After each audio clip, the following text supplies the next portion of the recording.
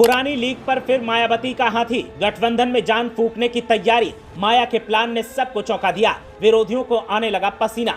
मायावती को भी एहसास हो गया कि अगर गलती की तो फिर होगा अपना ही नुकसान, इसीलिए पुराने पत्तों के सहारे सियासत चमकाने की तैयारी। माया के मायाजाल से देखिए किसको होगा सबसे ज्यादा फायदा और किसे होगा सबसे ज्यादा नुकसान। क्या मायावती का बेड़ा होगा इस प्लान से पार?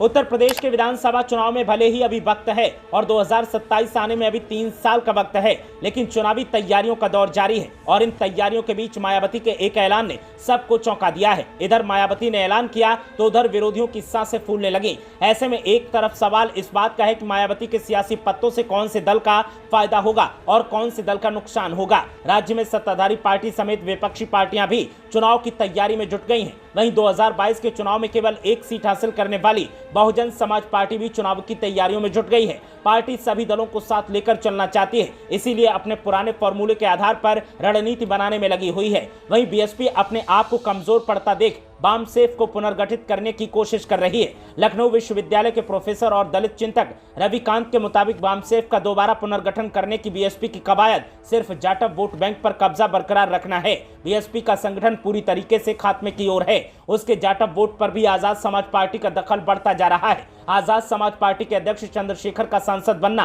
बीएसपी के लिए खतरे की घंटी बन चुका है। दलित कर्मचारियों को एकजुट करने के लिए 1978 में वामसेफ की स्थापना का मकसद राजनीति में आना नहीं था, लेकिन बदलते दौर में यह संगठन अब बीएसपी का वजूद बचाने की मजबूरी बन सकता है। बीएसपी को यूपी समेत कई प्रदेशों में दलित वोट बैंक पर पकड़ कमजोर पड़ती देख वामसेफ की याद आई है, इसीलिए अब उसका पुनर्गठन करने की जरूरत महसूस की जा रही है। पार्टी के कुछ पदाधिकारी वामसेफ का हर जिले में संगठन होने का दावा करते हैं, तो कुछ इसके वजूद पर भी सवाल उठा रहे हैं। पार्टी के एक वरिष्ठ पदाधिकारी के मुताबिक बीएसपी में वामसेफ का अब कोई अस्तित्व नहीं है। ऐसे में ये सवाल लाजिमी है कि दशकों बाद इसका पुनर्गठन कैसे होगा। वर्तमान में वामसेफ कई धड़ों में बटा है। बीएसपी जिस वामसेफ को अपना बताती है उसका कोई संगठन ही नहीं है, इसे कभी पंजीकृत भी नहीं करवाया गया। वामसेफ की स्थापना राजस्थान के दीना भाना और महाराष्ट्र के डी.के. खापर्डे ने की थी, जिसके बाद पंजाब के काशीराम भी इस मुहिम में शामिल हो गए। इसका उद्देश्य दलित कर्मचारियों और अधिकारियों के हक के लिए काम करना था। इससे तमाम दलित अधिकारी एवं कर्मचारी जुड़े थे। बीएसपी की स्थापना के बाद